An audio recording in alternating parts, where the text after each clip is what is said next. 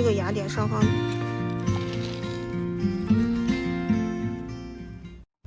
超市里的鲜切花活性不如从母本上直接剪下来的枝条，因此更容易黑杆，所以我们需要额外的步骤来提高存活率。首先来讲讲我平时做扦插会准备的素材和工具。我把我用过的觉得还不错的工具链接已经放在描述栏里了，大家可以自取。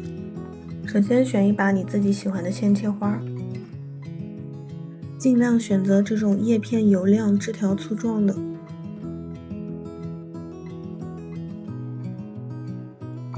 制作插穗的剪刀我用的是 Bypass Pruner， 它的双刃设计不会挤压伤口，插穗伤口平整，愈合会更快一些。关于这把剪刀我在另一期视频中有介绍，感兴趣的朋友可以看一下，视频链接在下方的简介里。扦插介质，这次我用的是1/4英寸的赤玉土，它不会积水，而是给插穗提供持续、似有若无的微弱湿气。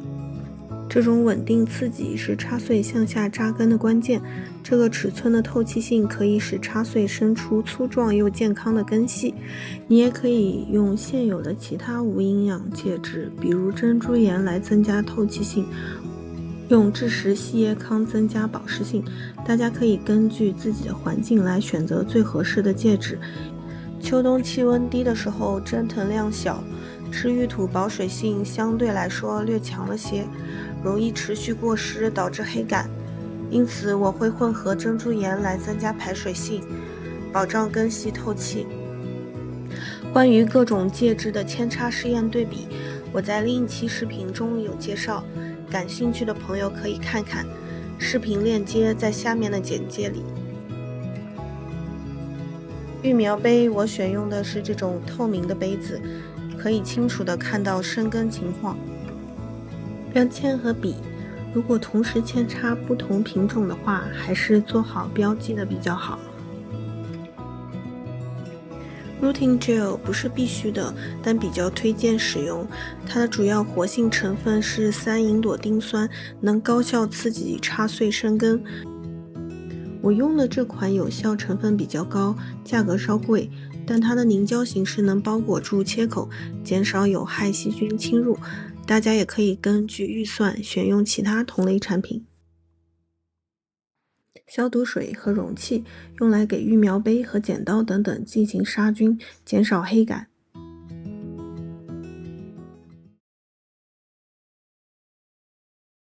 首先我用漂白水给我的工具和容器杀菌，先倒入漂白水，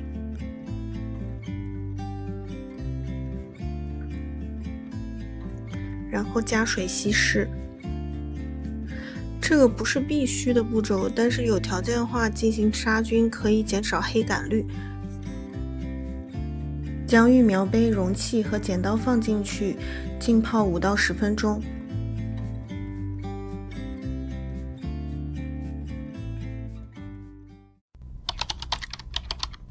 杀菌后用清水冲洗干净。复用赤玉土的黑杆率通常会比较高，所以我复用之前会用烤箱进行高温杀菌。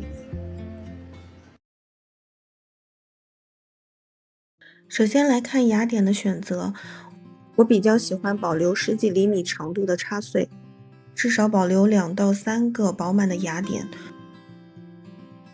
像这样的雅典，还有这样的雅典，都是可以的。这种叶子根部看起来已经发育并已经抹掉的这种插穗，虽然也能成功生根，但它不会继续发育出新枝。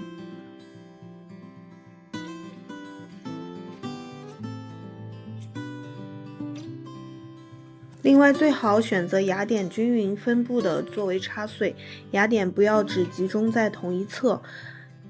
大家看我之前的这一颗，虽然成活了，但是因为左侧没有雅典，导致这条输送养分的通道逐渐停止工作并枯死。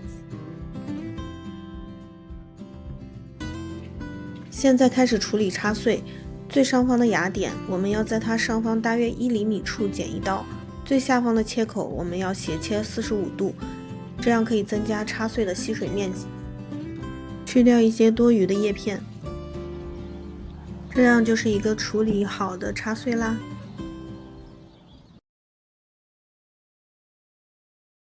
我用的是 Clonix 的这款生根凝胶。首先把少量的生根凝胶倒在干净的容器里，这样能防止污染整瓶凝胶。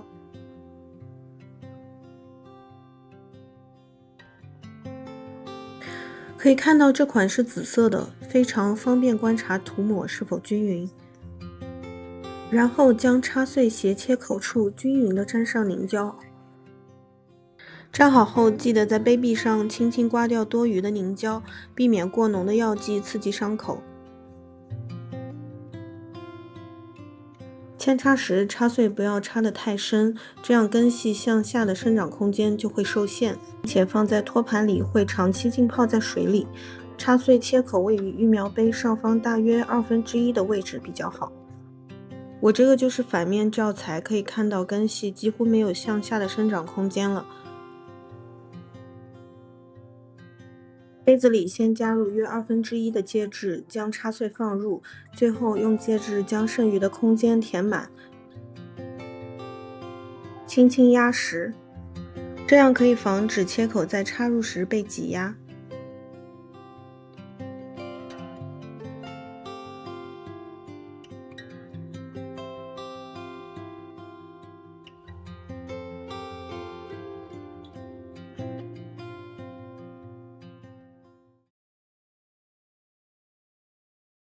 最后一步，我会把育苗杯放置在只有上午阳光的地方，把它们放在盛水的浅托盘上，并且浇透水。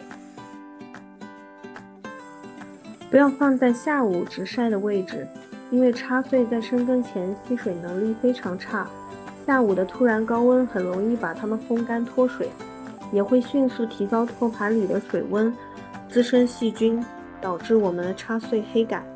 我这个棚子配置了微喷头给插穗加湿，如果你没有的话也没关系，有一个简单的替代方案，你可以找一个大的塑料瓶或水桶，从底部剪开，不需要完全剪断，然后把育苗杯放入，底部加一点水，最后盖上盖子。这样就是一个微型的保湿温室啦。如果以上工具你都没有也没有关系，你只需要定期给叶面喷雾加湿就可以了。如果你喜欢今天的扦插分享，觉得对你有帮助的话，欢迎点赞分享，并且关注我的频道。记得点赞关注哦。